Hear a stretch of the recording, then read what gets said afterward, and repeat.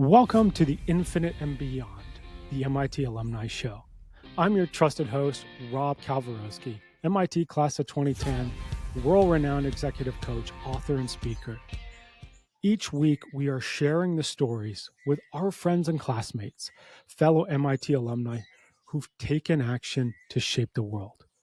We'll share what we've learned, top strategies, and bring our community together to help everyone achieve our goals. No, this show is not officially affiliated with MIT, so any views expressed on this show are of the host and guest only. This show is designed to build a community that trusts, connects, and shares with each other so we can all take action towards a better world. Let's get rolling. Welcome to the Infinite and Beyond MIT Alumni Show. Of course, we have another special guest with us today, another 2010. Olga Botvinnik is here with us. Actually, I should say Dr. Olga. She's a PhD now, and she's the founder and CEO of Seanome. And if you want to check out Seanome, seanome.org, seanome.org. Olga, how are you? Thanks for joining us. I am lovely. How are you doing on this beautiful day? Thank you so much for having me. I'm doing well, and I'm always excited to check back in with my fellow classmates. It's always fun for me. So plug everyone into what you've been up to since you graduated at MIT in 2010. Yeah, so since then, I did a quick stint at the Broad Institute as an associate computational biologist while I was figuring out if I wanted to go the MD PhD route or the PhD route. And in the end, I ended up going to more the PhD route and did my master's at UC Santa Cruz because I think my time at the Broad helped me see that I could make a big effect on human health without being a doctor. That's not the only way to affect human health. I did my master at UC Santa Cruz in bioinformatics and biomolecular engineering officially. And then I wanted to get more experience and be somewhere with a bigger medical campus. So I went to UC San Diego to do my PhD in bioinformatics and systems biology there officially, and built algorithms to analyze single-cell RNA-seq data sets, especially for computational analysis of alternative splicing. So this is when we have genes in the genome and there's different sections of genes and you can mix and match pieces of them to slightly modify, to like patch on like some new function. So you have like a little patch of like a new function onto your shirt. And after that, worked at Chan Zuckerberg Biohub right after graduation, where I worked on a bunch of fast-moving single-cell analysis projects, single-cell atlas projects specifically. So, for example, I worked on tabula muris, which is the first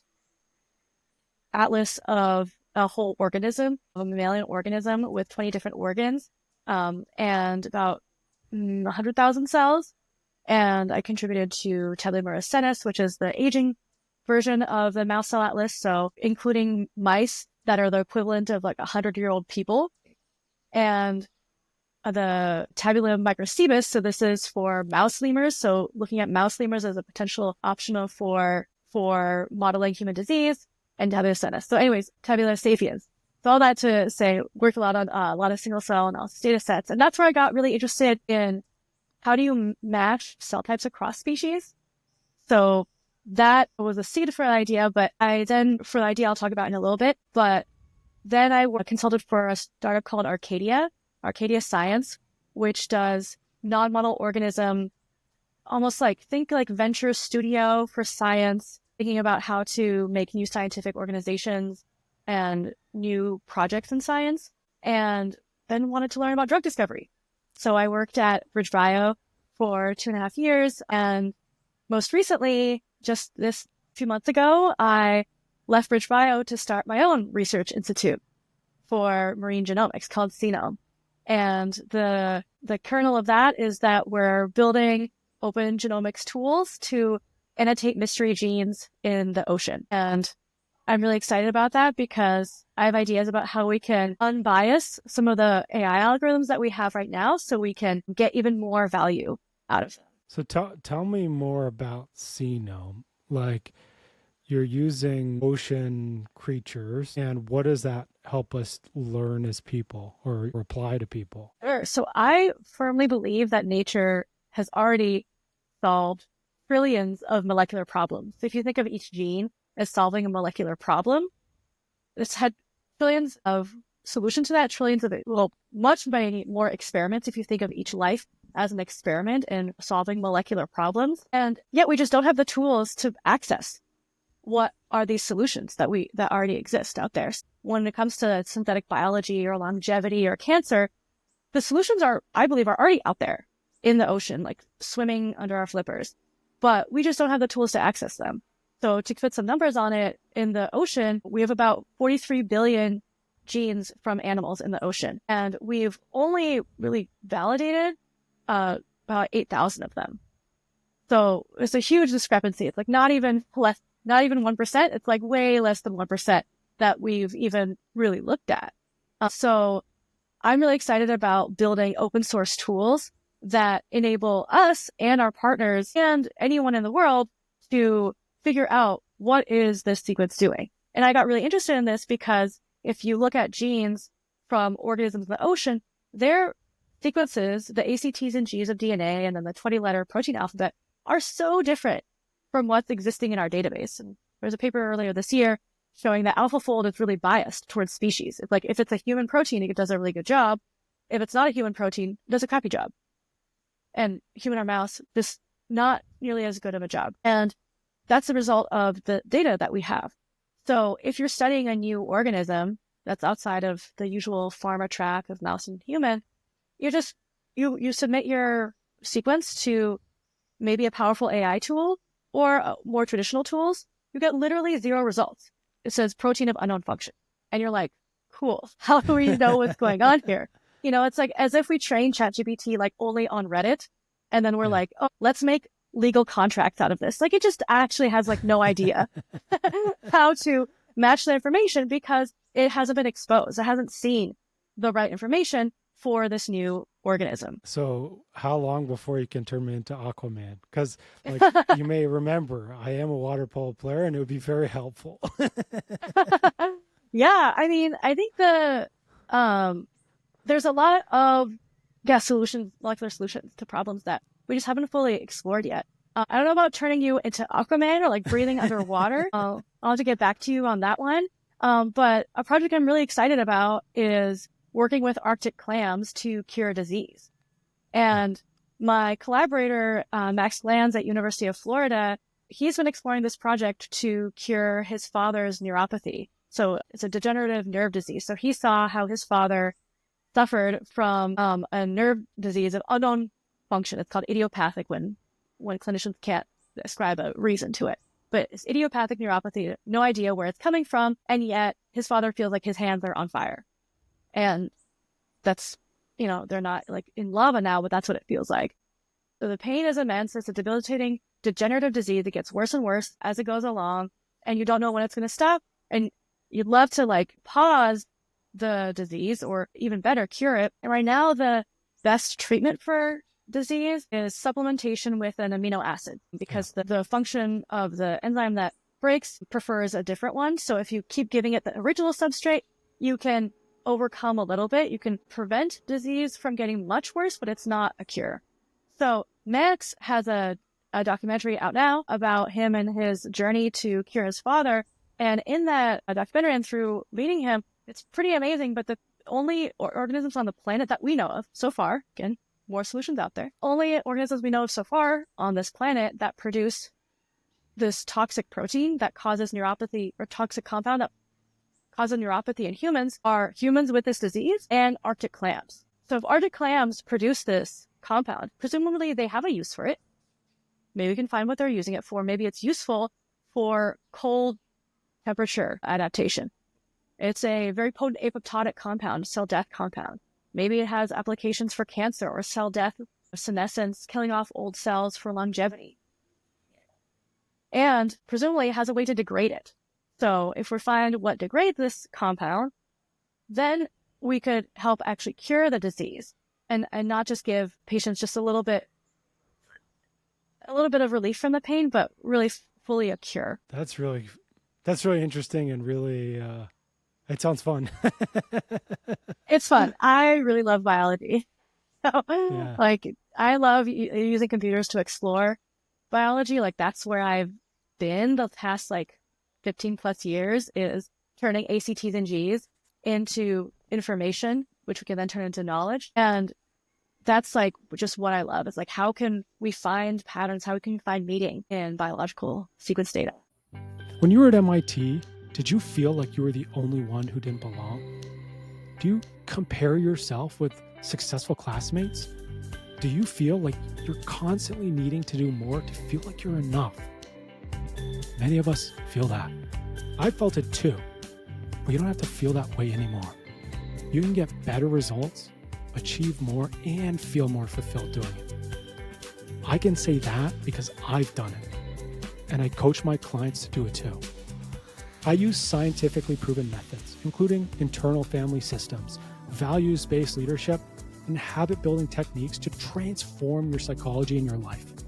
These trusted strategies will get you results quickly, in some cases, even in our first session, and they'll last you for years.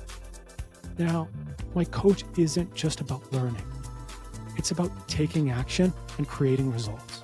Results that'll boost your confidence, unlock doors to opportunities you never thought possible, and equip you with strategies that only a select few ever master.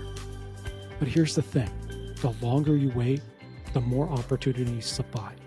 Imagine what your life could look like just weeks from now.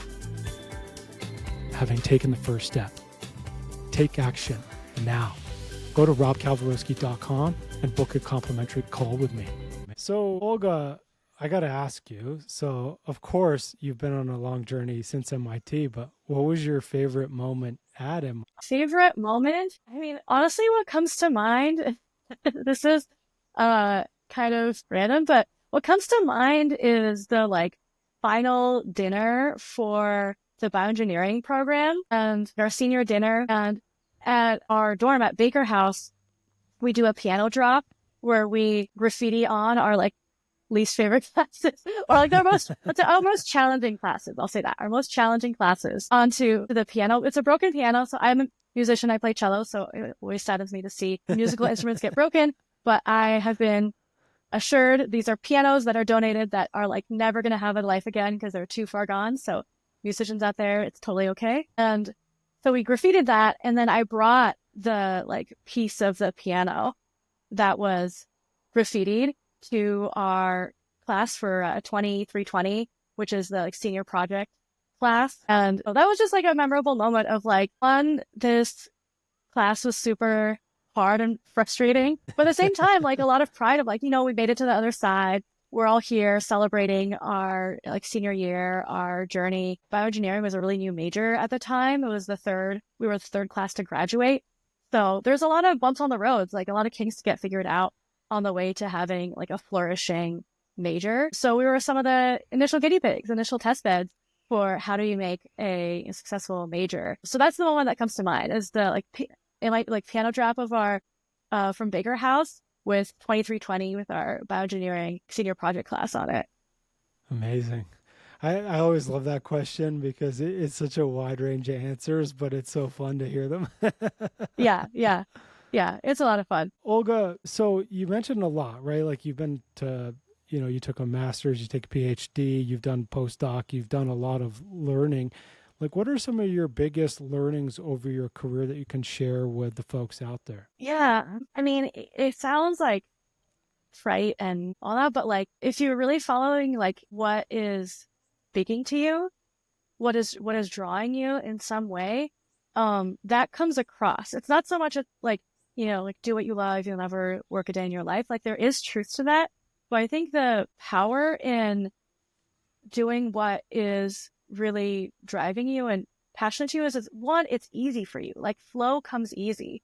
And not to say that there won't be challenges or you won't have difficult parts where there's a lot of resistance, and there's a resistance because you need to grow to become the person that can do that thing. For example, for me, I started writing open source software because I was a bit dissatisfied with academia, and I wanted to share like my afternoon or days of frustration with other people.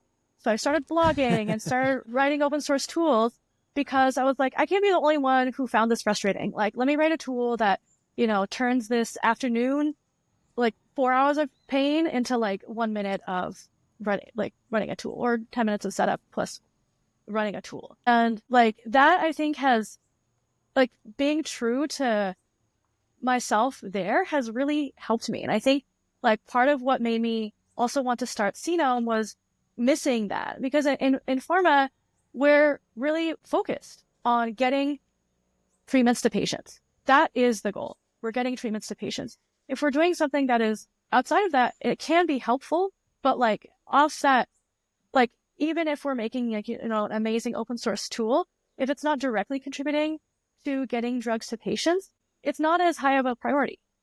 And I think that I had to wrestle with that for a while of like, I missed, open source software. I missed the discovery biology of like, oh, I just want to explore this because it's cool. Could it lead to get a drug to patients faster? Maybe, but it's cool. Isn't that so cool? Aren't you so excited about it? So I just missed that. And like, since I've become a founder, it's been quite amazing to me how the world has opened up, because I am so in love with what I'm doing and so passionate about biology and tools for biology, it's easy for me to talk about. It's easy for it to come across. It's easy to communicate. And because we spend, so much of our waking lives doing work in some way or another, like if that is satisfying, it makes a big difference, like to your quality of life overall too. I guess to summarize, it's a bit of like follow your passion, like follow what drives you, follow your passion, but like listen to what drives you, because that's a wise message. Like that's a wise message from a wiser part of you that helps you give your gift to the world. Like I believe everyone has their own unique gift, and it could be that where you're at right now, you're not able to fully express your unique gifts. And by changing your situation to be able to express your unique gifts, that feels better for you. Like just from a selfish perspective, like I feel better. It feels better for you to be like that fully expressive, not just you're making the world a better place, but like if you think of it from a yourself perspective. So like, yeah, listening to that inner part, that intuition of where can I give my best gift? Where can I be the most expansive? Like what's the most expansive version of myself doing? I love that question because I use it all the time. And it's funny because it's for some folks, especially if you're in it, like some of my clients, they're working 12, 14 hours a day. They're like really in it. And it's hard to get expansive when you're in that, like burnout, that stress, like constant. And it's like, one is we need to like relax you and get out of like, even if it's taking a vacation, but get out of that and then project forward. But you're 100% right, is like we know what we're good at, and we have sometimes folks find it hard to find that purpose again if it's been kind of shut down. But once you get back to that, it feels like things are easy, even though, as you mentioned, right, it's actually not just like rainbows and sunshine. Olga, like, of course I love this advice. How do you tune into your inner wisdom? I've been cultivating a relationship with my higher self, inner mentor, whatever you want to call that, spirit guides, for the past 4+ years. And yeah, almost 5. And I think it started with reading a book called Playing Big by Tara Moore, who's a leadership coach, especially for women's executives. And that book was really meaningful to me. And then I took her course, which is an experiential version of her book. And a big part of that is checking in with your inner mentor. So from that, I developed a practice of, in my daily journaling, checking in with my inner mentor, putting the hands on my heart and asking like, what do I need to know for? And I've been doing some version of that for, probably 4 years. And I think that sense of calming and like that beauty in hearing that message, which is always surprising, like always surprising in a new way, like, and surprising and touching. I'm calling this my CE Olga era. And so I asked my inner mentor, like, how do I, become the Olga? And I get like the message, what I hear, which like felt so profound, was like, you already are her. You Yeah. just need to release the resistance and like release some of who you've been to become her. Well, you already are her, but you need to release a bit. And I've had some challenges in the past couple of months with fundraising that have required a good amount of growth and acceptance and forgiveness, and recognizing that like to even be able to like write this application or write this email, I need to go through this forgiveness process. And like, how would see Olga do it? Oh, like she would be forgiving, she would be wise, she would be elegant, she'd be graceful. Like, how would she do that? Like, has helped a lot. Um, Mm-hmm. and but yeah, on a practical sense, like daily is a check-in for me of like what do I need to know for today? I've been through that too. And I help, and it's funny because often when like I do a lot of meditation or visualization work with folks, and part of that is sometimes it's projecting out to that future self, or calling in the guides to help us, and often it is our basically that's me. And then it's the same Yeah. thing. It's like, oh yeah, it's me with gray hair or something, and then it's like you're like, okay, well, ask them whatever you want, and then it's like, oh yeah, I'm already that. Yeah. Yeah. But it It's is like, I always liken it to this, and it's a very, I don't know, it's like a lot of religions have this kind of concept, but it's like a death and rebirth.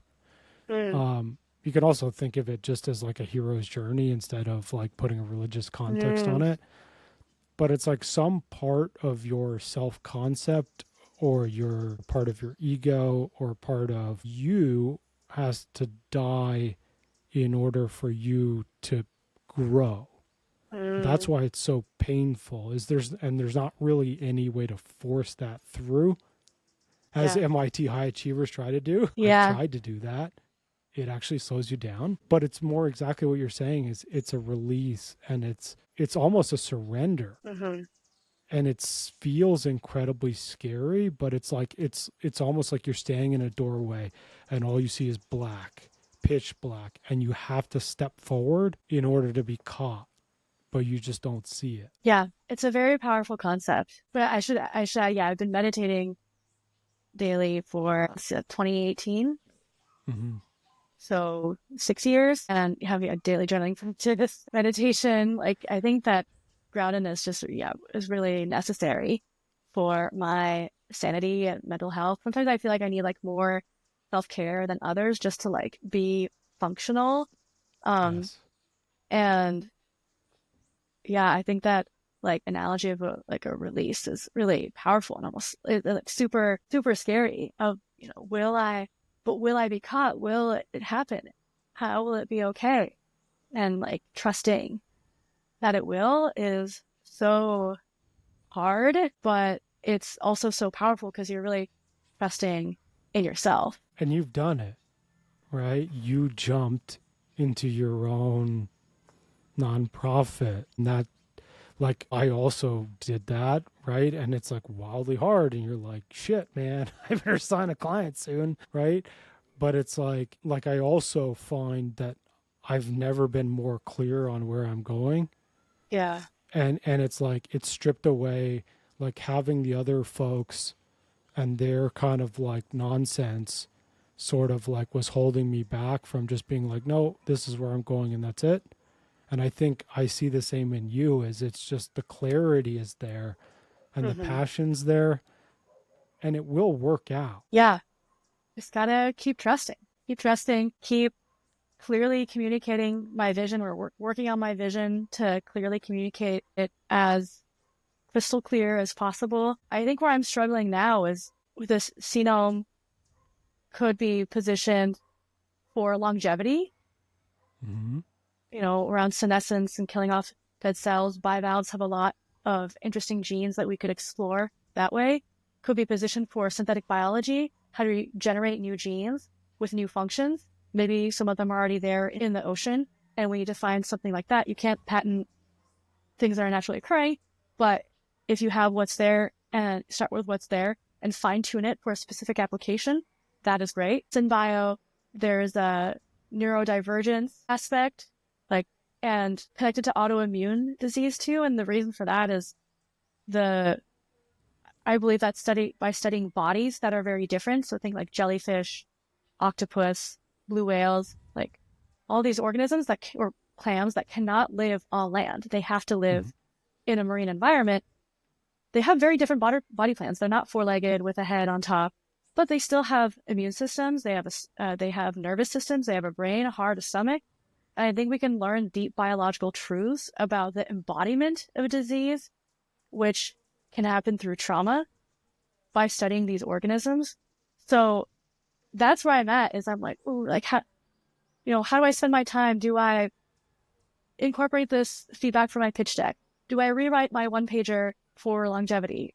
Do I email this specific funder?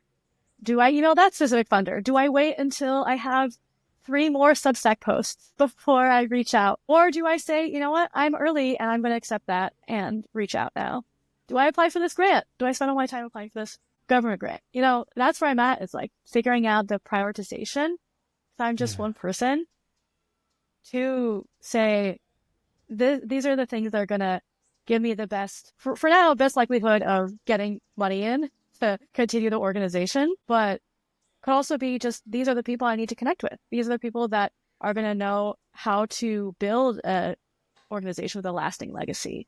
These are the people who know what other data sets, what other applications we should be thinking about. These are the people who know great software engineers and know great ML practitioners who would be lovely to work with. So it could be many different things. But yeah, as an entrepreneur, figuring out the prioritization, and the nonprofit space is similar, but different from the for-profit space, then who we're marketing to is really the donors.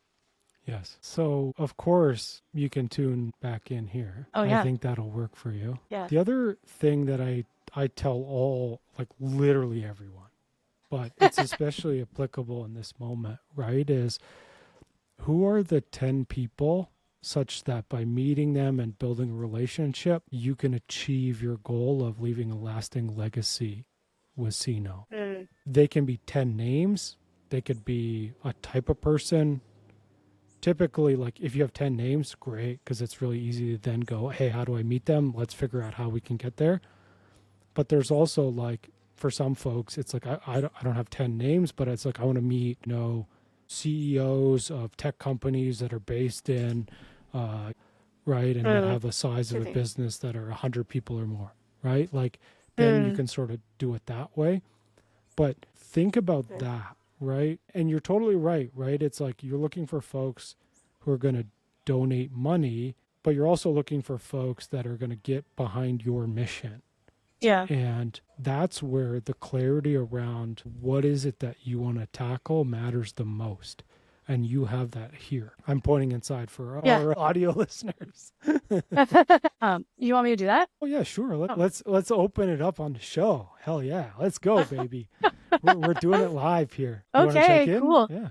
Yeah. Let's check in. What comes up for me first is my nonprofit mentor had sent along my one pager to the tech person and saying to reconnect with them. Be like, hey, you sent the documents over. Can I get a warm intro? Following along there. And I think the thing that comes to mind is coming across, focusing less on, hey, can I get money from you now? And more, hey, this is what I've been working on.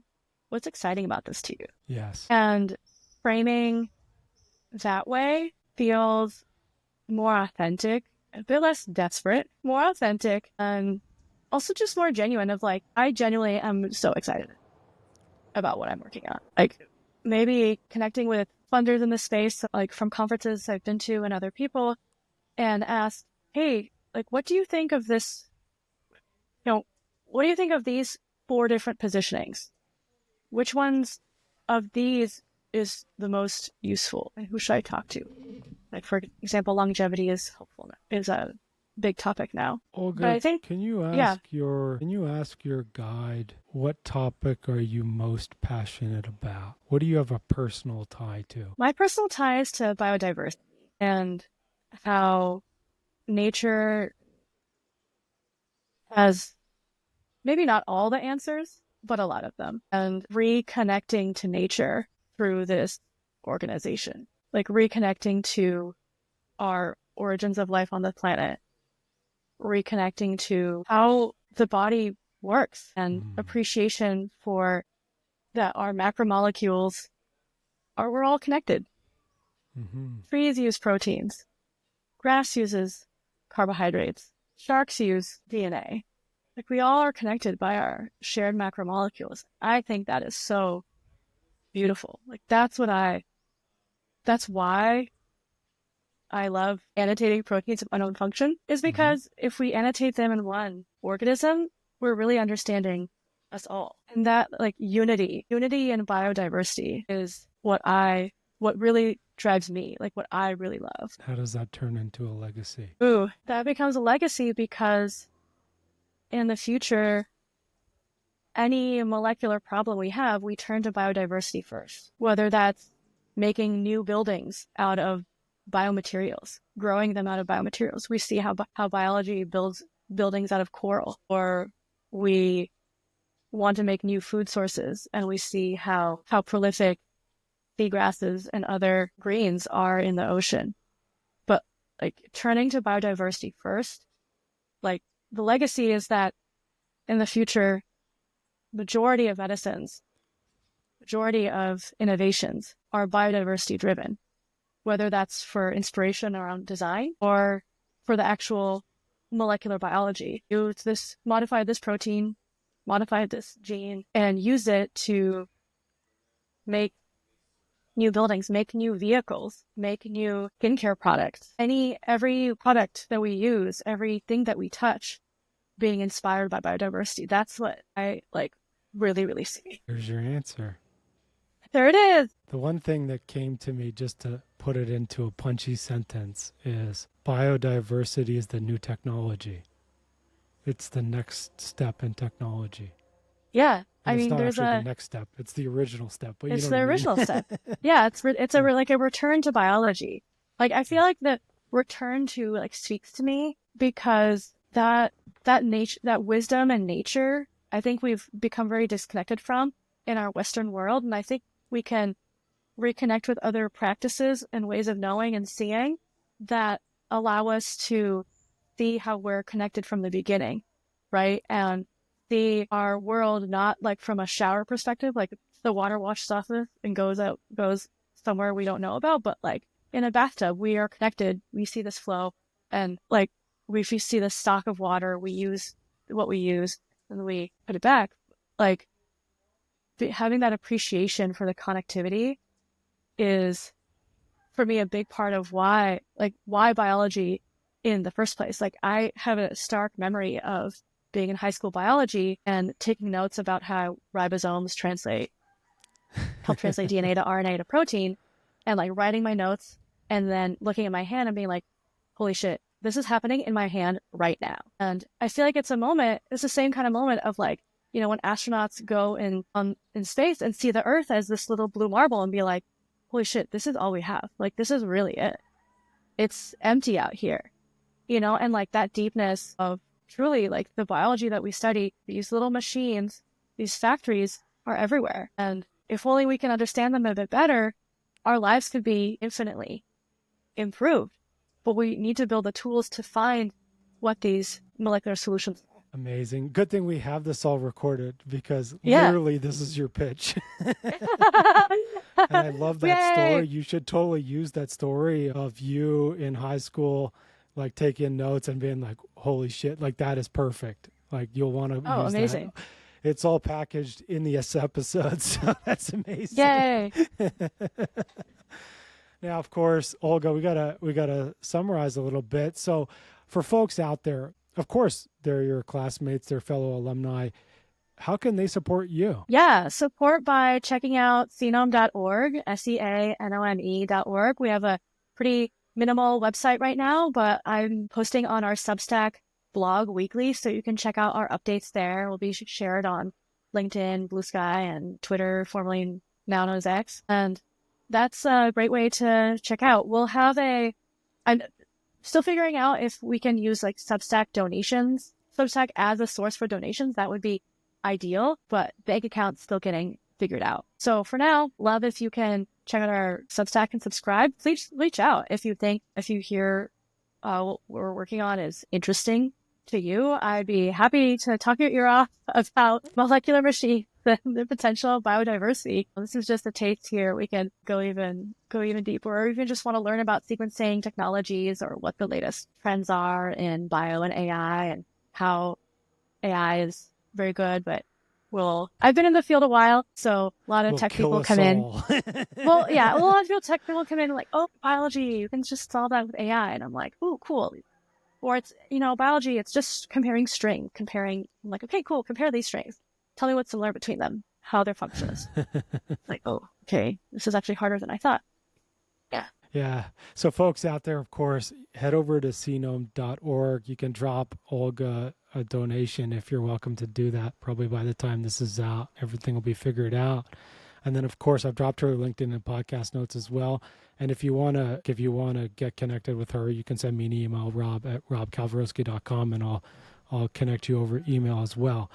I guess we're ready to rock and roll. I guess last thing, Olga, I always ask this for folks out there is, how are you willing to support the community? Great. I always love talking to people early in their careers who are interested in computational biology, thinking about different paths, academia, industry, all of that, graduate students, postdocs. So anyone thinking about that transition early on.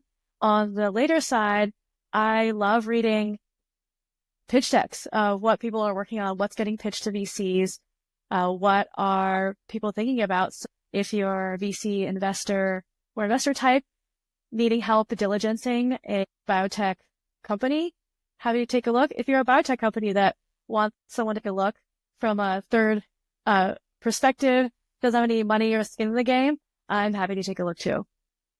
I love it. Folks out there, of course, connect with Olga on LinkedIn. You check out her website, Seanome, SEANOME.org. Drop her a donation. And of course, for all things leadership and executive coaching, you can hit me up at robkalwarowsky.com and find all of that, and then subscribe to the show. I mean, we've had an incredible group of guests so far, and we're going to have some more coming up. It's always fun to join us here. Olga, thank you so much for joining us today. Yay. Thank you so much for having me. I really, really appreciate it. Thank you, Rob. Thank you so much, everybody. Thanks for listening, and we'll see you all next week.